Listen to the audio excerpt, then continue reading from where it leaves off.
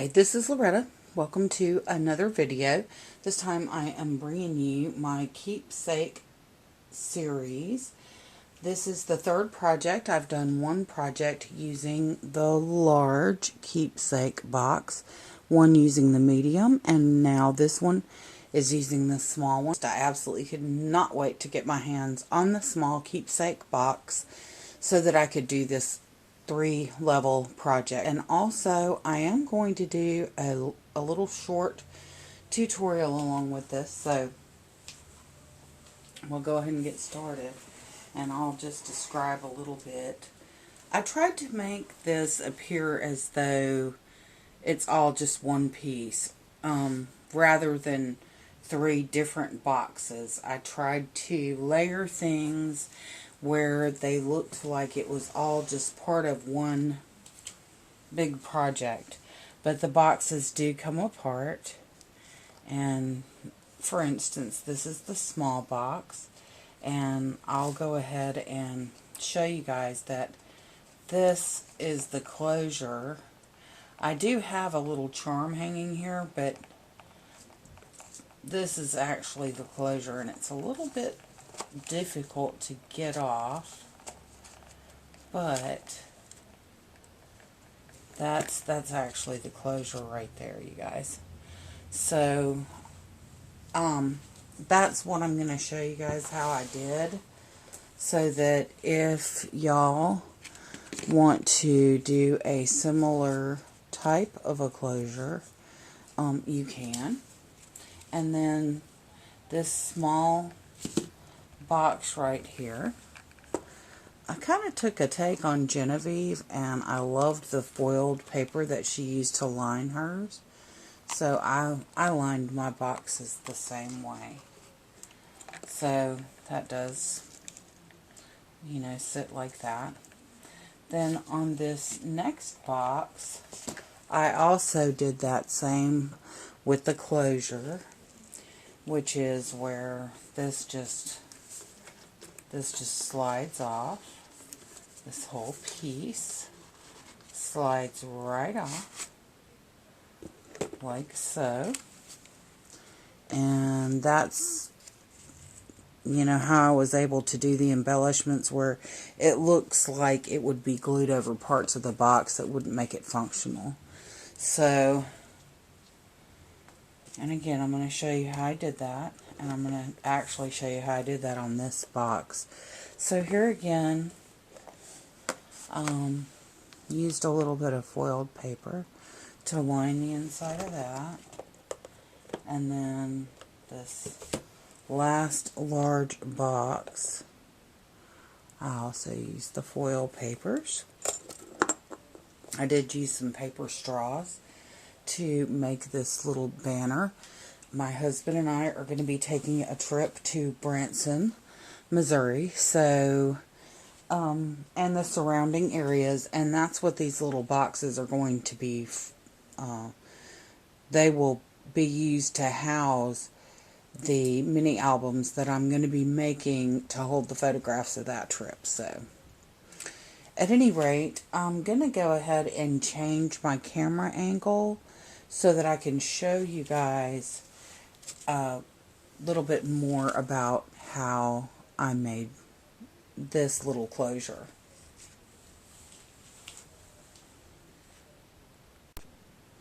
Okay, so for the purposes of this video, I am going to just be using white cardstock and also some ATG tape. But for the actual project itself, y'all, I just used some of the cut-off pieces. So I determined how wide I wanted this piece to be, and I just determined that to be 2.5 inches. So I knew that the 12-inch long paper would not be long enough to go around this piece. So what I did was I cut 2 pieces of the cut-off pieces, the leftover cut-off pieces. I just cut them at 2.5 inches, okay? So then what I did is I took the, you know, the first piece, and I just kind of gave it a bend where it's going to come over right on the box top right there. And I don't want a sharp crease really, because I'm going to be sliding this on and off.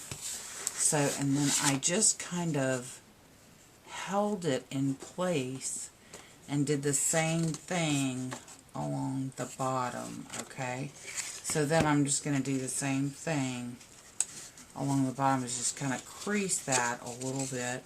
And I can see that that's a little bit crooked. And that's okay. It does not, y'all, this does not have to be exactly perfect.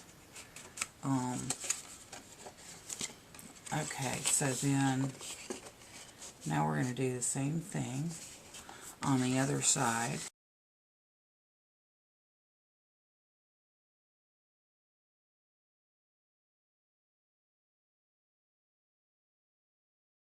Then what I'm going to do, now I'm just going to go ahead and use some score tape because I have some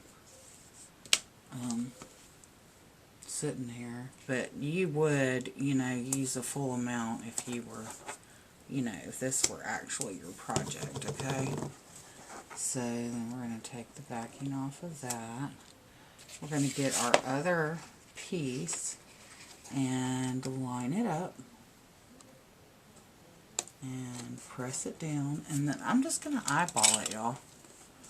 Take a pair of scissors and just kind of, let's see.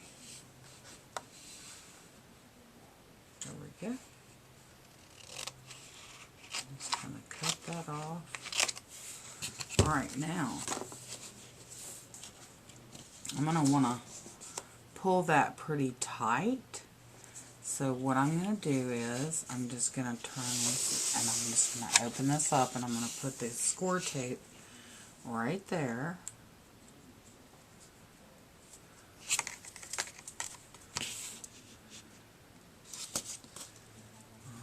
Alright, and then I'm going to take the backing off of that. Okay, and then I'm going to pull the box over here. I'm going to get it about where I want it. And then I'm going to kind of really pull this tight, you guys. I don't know if you can, and I might even just wet my finger just a little bit. Alright, and then, now the trick is, don't pull it so tight to the point where you can't get it off of there. You want it tight, but you do want it to be able to slide on and off. And also do realize that it will give over time, okay?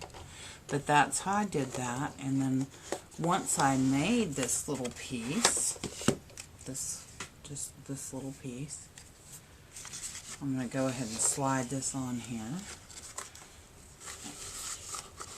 And once you get it on, you might have to like stretch the corner just a little bit to get it to go on there. Once I got at this angle, well, once I did that, then I put all of my boxes together. And then I started gluing all of my elements. So that way I was able to, for instance, this piece, it's a floating piece. And it just, it's just glued to the flower, okay?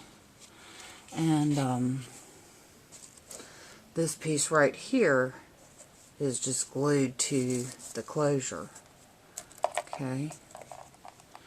So when I put the boxes here, when I got ready to glue these elements, the window and the little flowers and butterfly, I was able to put those at an angle against the box and just glue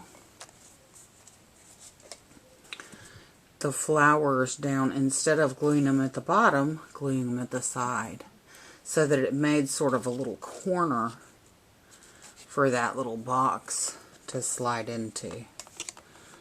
So, and then also, to get this window to sit properly, I took and I put a bunch of foam tape under here to give it a little dimension, because that does kind of go at an angle. So that you guys can see that.